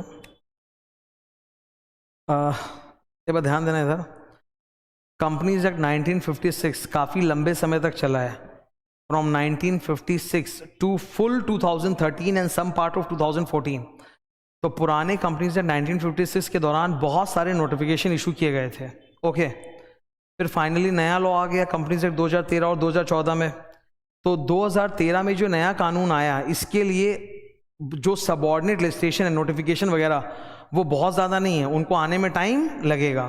तो ये लोग बोल रहे हैं कि पुराना कानून जब आप रिपील करते हो तो उसके जो नोटिफिकेशंस होते हैं वो रिपील नहीं होते, they continue to be in force until specifically repealed. मैं एक एग्जांपल देता हूँ तुम लोग को, ये तुम लोग जानते नहीं होगे। पब्लिक फाइनेंशियल इंस्टीट्यूशन, ये डेफिनेशन है कि नहीं सिलेबस में? PFI, public financial institution. अपने एग्जाम्पल पढ़ते हैं, LIC UTI। पुराने कंपनी लॉ में नोटिफिकेशन था जिसमें बहुत सारे इंस्टीट्यूशन को PFI घोषित किया था, ठीक है। अब नया कानून जो 2013 वाला जो हमारे सिलेबस में है, उसमें PFI का अलग से कोई लिस्ट नहीं आया। तो क्या पुराने वाला जो लिस्ट है जो 1956 वाले कानून में आता है, क्या वो अभी चलेगा? हाँ, वो चलेगा। पुराने कानून के नोटिफिकेशन रिपील नहीं होते जब तक आप उसको स्पेसिफिकली रिपील नहीं करो। इसका मैं तुमको सबूत देता हूं। तुम कोई भी कंपनी रूल जो नया आया है, जब तुम उसको खोल के पढ़ोगे तो उसमें एकदम लिखा हुआ रहता है इन सुपरसेशन ऑफ द प्रीवियस रूल्स। मतलब पुराने 1956 में जो रूल्स बने थे हम उसको सुपरसीड कर रहे हैं और अब से ये लागू होगा। तो एवरी सबऑर्डिनेट लेजिस्लेशन कंटिन्यूस, भले ही कानून रिपील हो गया हो, unless you repeal the subordinate legislation. इस पे हरनिक सिंह का एक पुलिस वाला केस भी है। लास्ट लेग पर हम लोग आ गए, सेक्शन नंबर 25 से लेकर 30। यहां मैं एक नई बात आज बताने जा रहा हूं, बताऊंगा अंदर, ठीक है। सबसे पहले सेक्शन नंबर 25 क्या लिखा है, रिकवरी ऑफ फाइन। अब मेरी बात को सुनो, ध्यान से सुनना। Section number 25, Indian penal code 1860, वो इससे पुराना है। इंडियन पीनल कोड के अंदर ना फाइन पेनल्टी रिकवर करने का प्रोसीजर दिया हुआ है, और वो मैं बता देता हूँ मुख्य तौर पे 2 ही प्रोसीजर होता है। अगर अदालत किसी व्यक्ति पे पेनल्टी डालती है और वो पेनल्टी का पैसा नहीं दे रहा है, तब या तो उसको अरेस्ट करके अंदर रख लेंगे या उसकी संपत्ति को बिकवा देंगे। 2 ही तरीके होते हैं, ये इंडियन पीनल कोड में बोले हुए हैं। अब सेक्शन 25 बोलता है कि फाइन पेनल्टी वगैरह का पैसा रिकवर करने के लिए वही प्रोसीजर फॉलो होगा जो इंडियन पीनल कोड में दिया हुआ है।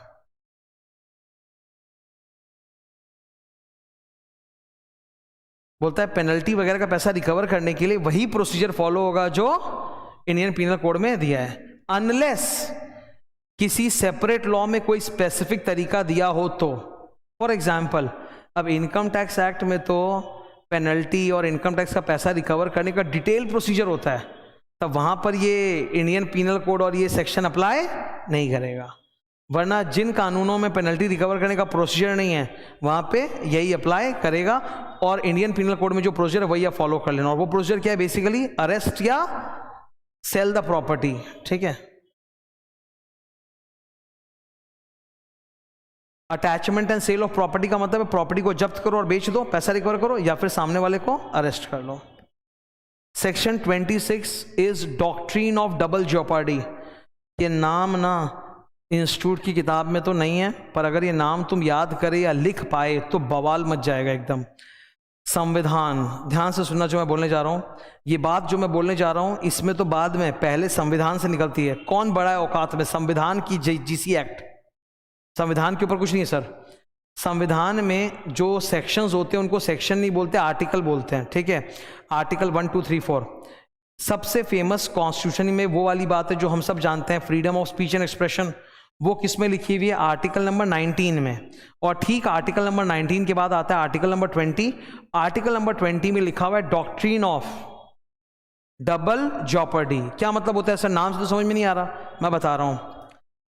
एक ही क्राइम के लिए आपको 2 बार अलग अलग सजा नहीं मिलेगा, ठीक है। मैं एग्जांपल दे रहा हूं। सपोज आपने जो क्राइम किया है ना वो 2 अलग अलग कानून में फॉल करता है, मतलब क्राइम एक किया है पर 2 अलग अलग कानून में फॉल करता है। एक में सजा है 3 साल की, दूसरे में सजा है 5 साल की। अब जज जब आपका मुकदमा का ट्रायल कर रहा है तो वो सजा सुनाएगा। हिज ऑप्शंस आर 3 years जेल और 5 years जेल और 8 years जेल, ये भी हो सकता है। यहां पे ऐसा कुछ नहीं होता कि हायर लोअर, ये टोटली जज के ऊपर डिपेंड करता है कि वो 3 साल दे कि 5 साल दे कि 8 साल दे। कुछ कुछ कानूनों में क्लियर बोला हुआ है, वरना जनरली बोला हुआ नहीं है। तो जज जो सजा देना है एक ही बार दे दो, 8 देना दे दो, 5 देना है 5 दे दो, पर 2 बार नहीं दे सकते। 2 बार मतलब सर, सपोज जज ने सजा सुना दी, जाओ 5 साल, तो चला गया आदमी 5 साल। 5 साल बाद जब वो निकला बाहर, जज ने फिर बोला आओ बैलेंस 3 साल करें। अगर आपको 8 देना था आप आज ही दे दो। एक ही गुनाह के लिए आप बार बार सजा नहीं दोगे। इसको कहते हैं डॉक्ट्रीन ऑफ डबल जेओपार्डी। तो यही बात यहां section 26 of the GC act में भी लिखा हुआ है, ठीक है। shall not be punished for the same offense more than once। Section number 27 बड़ा फेमस एग्जाम के लिए। अगर कानून में लिखा हुआ है कि कोई भी सरकारी डिपार्टमेंट किसी व्यक्ति को नोटिस भेजेगा बाई पोस्ट, तो उसका मतलब 3 चीजें होती हैं अपार। Number A, the notice must be properly addressed, the postal charges should be prepaid and it should be sent by registered post. तो सरकार कभी भी आपको नोटिस भेजेगी तो वो 3 बातों का ख्याल रखेगी, आपका एड्रेस सही लिखा हो, वो लोग पोस्ट का पैसा देंगे और रजिस्टर्ड पोस्ट से भेजेंगे। अब रजिस्टर्ड पोस्ट के ऊपर होता है RPAD, registered post acknowledgement due. इधर देखो, रजिस्टर्ड पोस्ट में क्या होता है ना, सिर्फ रजिस्टर्ड पोस्ट में क्या होता है कि जब वो लोग आके आपके घर पे डिलीवर करते हैं तो आपसे साइन करा लेते हैं, पर आपका साइन का वो कॉपी सामने वाले सेंडर को देते नहीं है, टिक क्रॉस। और इससे भी ऊपर है RPAD, registered post acknowledgement due. इसमें क्या होता है, तुम्हारे घर पे डिलीवर करेंगे, तुम्हारा साइन कराएंगे और वो जो तुम्हारा सिग्नेचर का कॉपी है वो सेंडर को भी जाके दे देंगे, देखो हमने डिलीवर कर दिया, टिक टिक। अब मान लीजिए किसी कानून में अगर लिखा हुआ है कि government should send the notice bye RPAD, पर वहां पर अगर वो लोग सिर्फ रजिस्टर्ड पोस्ट से भेजें तो ये तो अच्छी बात नहीं है, तब वो वैलिडली सर्व्ड नहीं है, तब हम बोलेंगे that the notice has not been properly served. इसके ऊपर भीमसेन माखीजा का केस है। Okay, a notice required under statutory rules to be sent by RPAD was sent only by RP, the notice was not properly served. Section number 28 simple है, एक statute में दूसरे statute का reference है, कैसे रहेगा, by mentioning the short title. आज अगर इनकम टैक्स एक्ट 1961 में जो सेक्शन नंबर 115 JBA जो मैट के ऊपर है उसको कंपनीज एक्ट को रेफर करना है तो सीधा लिख देगा कंपनीज एक्ट 1956 या कंपनीज एक्ट 2013। इसको बोलते हैं साइटेशन, इसको क्या बोलते हैं, citation. If one statute wants to make a reference to another statute, it can make a reference by quoting the short title or the long title of that other statute. तो बड़ा common sense है ये। Section 29 GC act कब आया था, 1897। कब start हुआ था, 11 मार्च 1897। तो बहुत सारे ऐसे भी तो कानून हैं जो 1897 के पहले बन चुके थे, जैसे कॉन्ट्रैक्ट एक्ट 1872, तो उनका इंटरप्रिटेशन जिस तरह से किया गया वो कंटिन्यू चलेगा, GC एक्ट के आने से उनका इंटरप्रिटेशन चेंज नहीं होगा। Act refers to ordinances also, ये कॉमन सेंस है। ऑर्डिनेंस मैंने बताया था कि बिल्कुल एक्ट जैसा होता है, बस क्या होता है कि हालात थोड़े अर्जेंट रहते हैं तो हम लोग पार्लियामेंट में पास करने के बदले सीधा प्रेसिडेंट उस पर साइन कर देते हैं। जैसे कोविड आया था ना, तो कंपनीज अमेंडमेंट एक्ट 2019 जो कि आना था 2020 में, वो वही ऑर्डिनेंस बन के आ गया था, ठीक है, क्योंकि पार्लियामेंट सेशन में था नहीं, तो एक बार कैबिनेट के कहने पे प्रेसिडेंट साइन करके इशू कर देते हैं। इसको कहते हैं promulgation of ordinances. Later on जाके पार्लियामेंट में अप्रूव होकर एक्ट बन जाता है। ये रिपील हो चुका है। तो that completes our GC act, ठीक है। ओके, इसी के साथ हमारा अदर लॉज का रिवीजन कंप्लीट होता है। तो कोशिश करो कि अब इन कंपनी लॉ या अदर लॉज में जो जो चीज़ें भी तुम्हारी पर्सनल रिवीजन छूटी होंगी वो पूरा धड़ाक से कर डालो। All the best for your exams. Thank you.